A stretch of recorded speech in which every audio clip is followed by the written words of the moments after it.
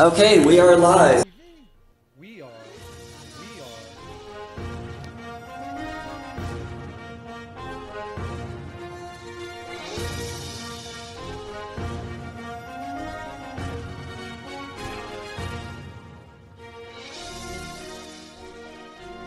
Mentioners!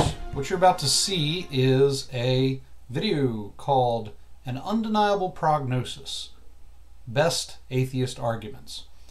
Now I would argue with that conclusion, but it's a series of very brief video clips from a variety of famous atheists making very brief arguments against Christianity. So we're including these all in one video, and I'll be giving brief responses to each, so as not to extend out the length of the video. There's a lot that could be said in reference to these arguments, but we'll be following the nature of the video and just giving brief responses. Enjoy. What is more likely? That the laws of nature have been suspended in your favor and in a way that you approve, or that you've made a mistake?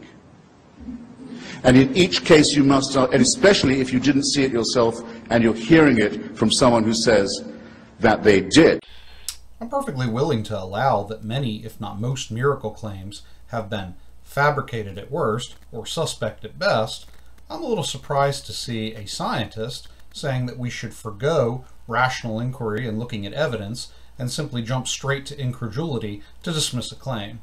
Should they take offense that I don't believe in their God or any other God? And I'd say to them, you know, tell me the reasons why you don't believe in all the other gods, and that's the reason I don't believe in yours. And I've got nothing against people believing in God at all, you know. In fact, if it, you know, did make you a kinder person, if you only did good things in his name, then great, you know, but there's the rub. It's when I see some of these religious fundamentalists saying that they've told their 5-year-old children that if they turn out gay, they will burn in hell. That to me is child abuse. This idea that if you've refuted one religion, you've refuted them all, seems pretty reductivist. The reason that most religious people don't believe in other religions are the same reasons that you don't believe in religions at all. You're convinced of your worldview, therefore you dismiss other worldviews. If you're going to be fair, of course, you would examine each worldview to see how it is, how it holds up, but for the most part, if you're fairly convinced you've got a robust worldview, you don't need to go out and examine all of the alternatives. Just make sure yours works. As far as the child abuse thing, I would agree that telling your kid that if they turn out gay, they will burn in hell is probably not the right approach, and I would argue that it's not even the Christian approach. But I would hesitate to jump straight to accusations of child abuse. That seems a little accusatory if one doesn't examine exactly how the claim is made. Don't you sometimes feel sad about breaking all these myths apart? No, because I think it's some myths are deserve to be broken apart out of respect for the human intellect. That no, when you're writhing on the ground and froth is coming out of your mouth, you're having an epileptic seizure. You have not been invaded by the devil. We got this one figured out, okay? Well, that's just pejorative and insulting to the intelligence of the 21st century Christian. It's a bad caricature of what would amount to, at best, a very small subsection of Christian believers. Christianity just happens to be very compatible with science, and for evidence of this, I would strongly urge watchers to check out the debate between Tyler Vela and Aaron Ra on our YouTube channel. Religion has actually convinced people that there's an invisible man living in the sky who watches everything you do every minute of every day. And the invisible man has a special list of 10 things he does not want you to do. And if you do any of these 10 things, he has a special place full of fire and smoke and burning and torture and anguish, where he will send you to live and suffer and burn and choke and scream and cry forever and ever till the end of time. But he loves you. Comedians have actually convinced people that if you make a bad characterization of their claims, taking into account none of the details thereof, that you've actually used a funny voice to refute their religion. God that our neighbors believe in is essentially an invisible person. He is a creator deity who created the universe to have a relationship with one species of primate. Lucky us. and he's got galaxy upon galaxy to attend to, but he's especially concerned with what we do, and he's especially concerned with what we do while naked. Okay, so from what I can tell here, the claim is that size determines importance, and because humans are relatively scarce in the universe and relatively small compared to the universe, that therefore they cannot have value. Now, I would argue that scarcity is actually the determiner of value. We value gold because it's not in every rock that we kick around outside. It's not numerous, therefore it's valuable. We value diamonds because you can't order a gross of diamonds to dump on your driveway. You gotta find them through a very difficult process, and they're very rare. So scarcity actually does convey value upon a thing. Now, as far as the concern for our activities, if humans have the capacity for morality and God is a moral being, then of course morality is a law of nature, much like gravity or any other kind of law, and therefore the lawgiver has concerns about that. Just because they're offended by someone being gay, it doesn't mean they're right. You know, it's a strange thing that comes out of being gay is a choice. No, being gay isn't a choice. You know, I want to go, well, go, you try it then. If it's a choice, have a go. This doesn't seem like an argument against God or any particular kind of religion. At most, it's just an argument against anybody who's offended by homosexuality. And if his claim is that being offended is not sufficient reason to dismiss or reject a particular activity, then yeah, I would say that's a lesson that applies to all of us. Being offended does not necessarily make something wrong. As far as the idea that it's a choice to be gay, I think we can all agree that this is not something that's a choice. And that's a claim, I think, that died out a very long time ago. So either this was filmed very early on, or he's just not caught up with the way that people are capable of viewing such things. You give people who make this case that that was the beginning and that there had to be something that provoked the beginning, do you give them an A at least for trying to reconcile faith and reason?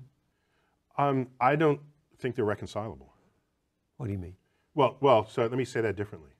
All efforts that have been invested by brilliant people of the past have failed at that exercise. They just fail.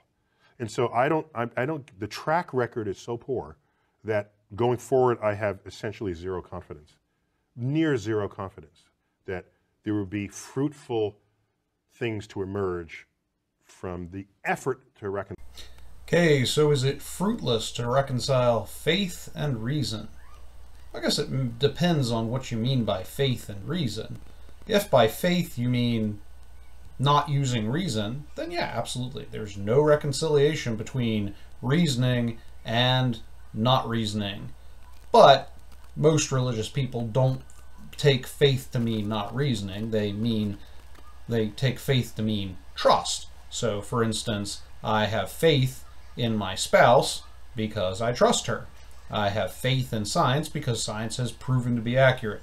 So, if you take the definition of faith that means trust, then there's not as much difficulty in reconciling faith and reason.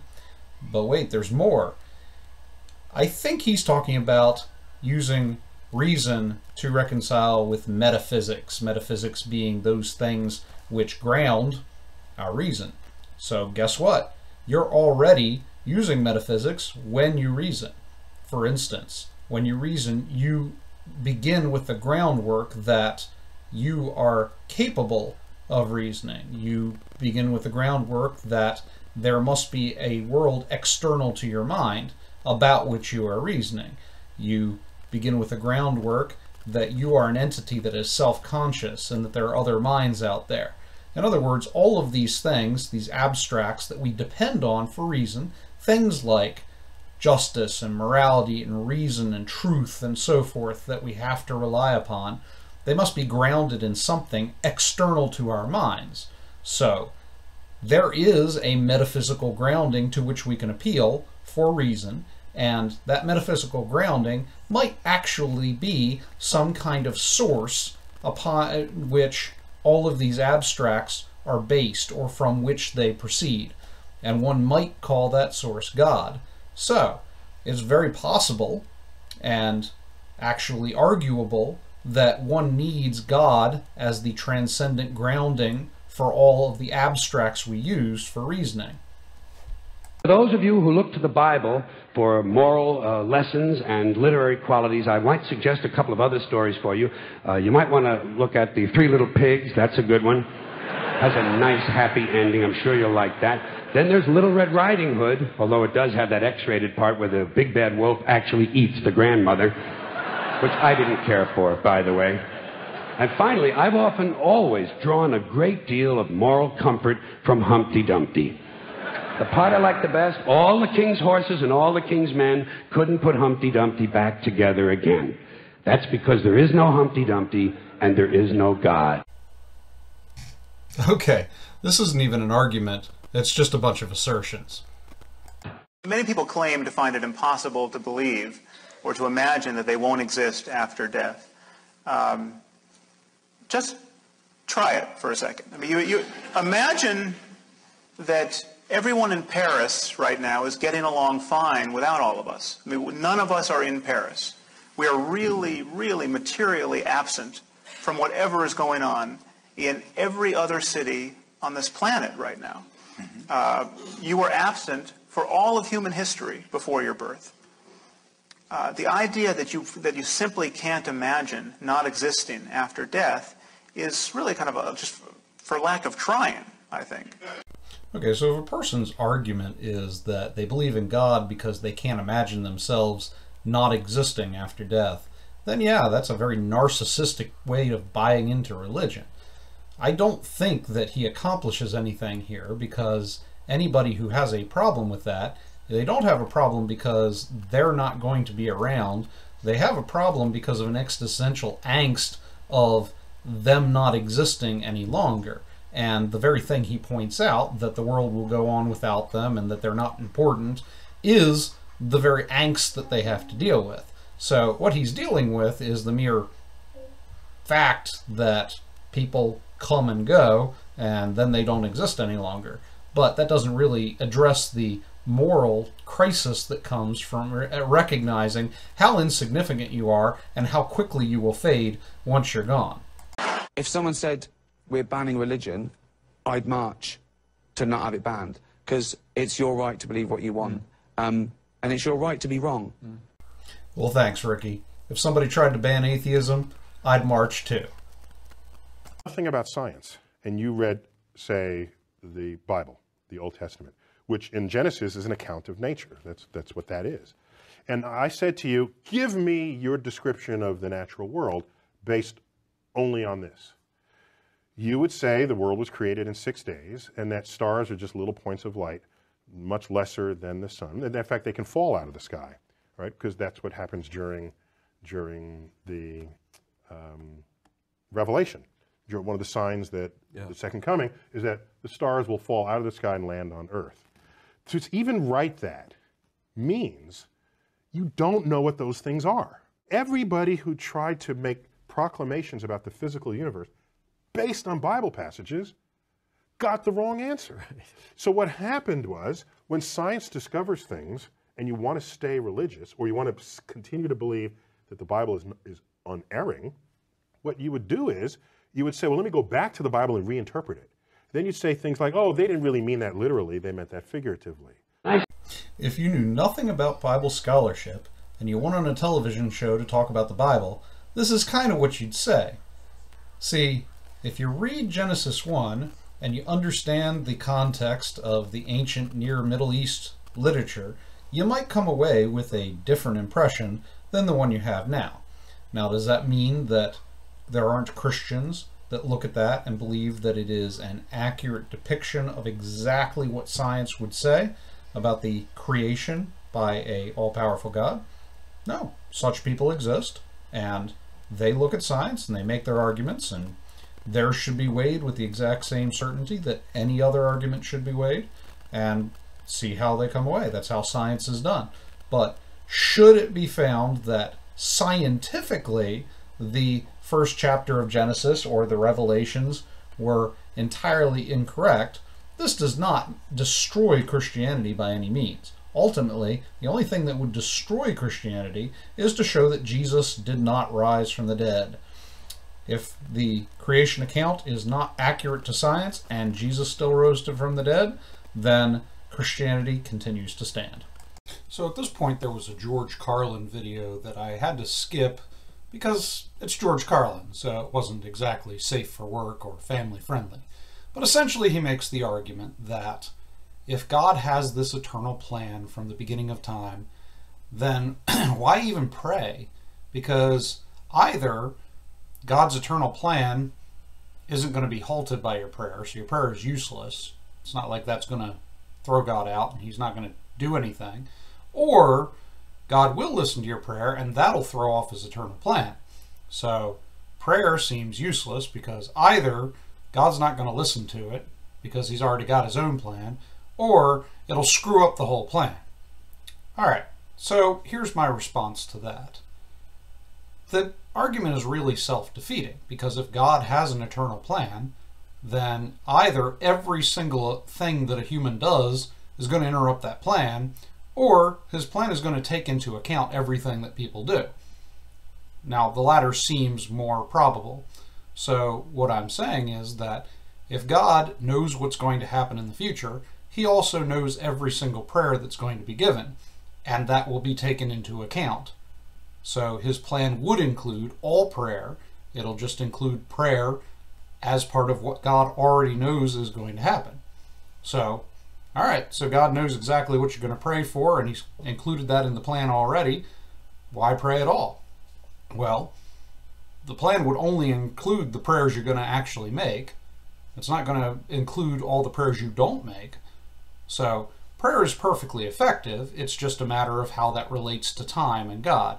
Either God is going along in time and suddenly you pray and it screws him up, which means that God doesn't know what's going to happen in the future, or God is outside of time, already knows about your prayer ahead of time, and has included that in his plan.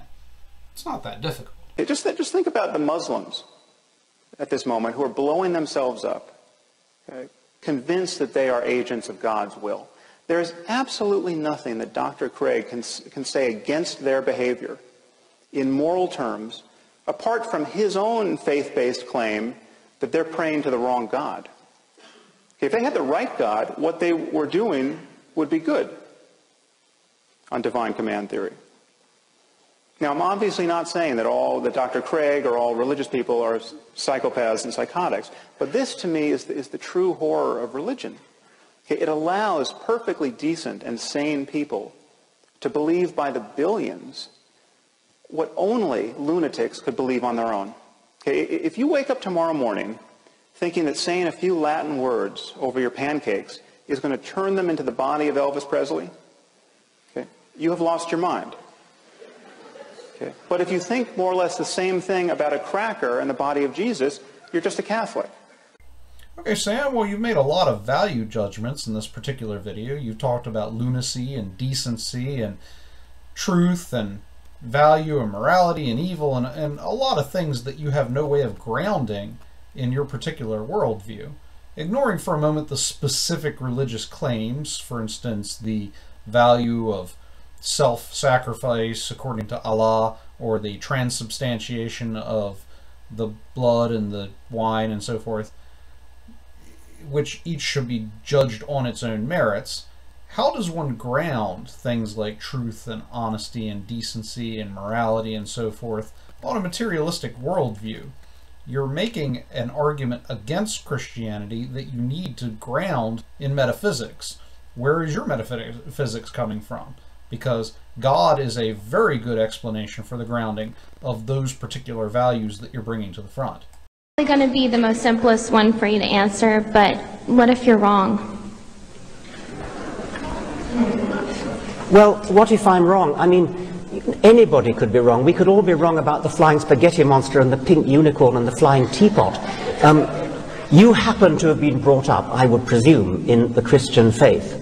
You know what it's like not to believe in a particular faith because you're not a Muslim, you're not a Hindu. Why aren't you a Hindu? Because you happen to have been brought up in America, not in India. If you've been brought up in India, you'd be a Hindu. If you were brought up in Denmark in the time of the Vikings, you'd be believing in Wotan and Thor. If you were brought up in classical Greece, you'd be believing in Zeus. If you were brought up in Central Africa, you'd be believing in the great Juju up the mountain. I mean, there's no particular reason to pick on the Judeo-Christian God in which by the sheerest accident you happen to have been brought up, and ask me the question, what if I'm wrong? What if you're wrong about the great Juju at the bottom of the sea?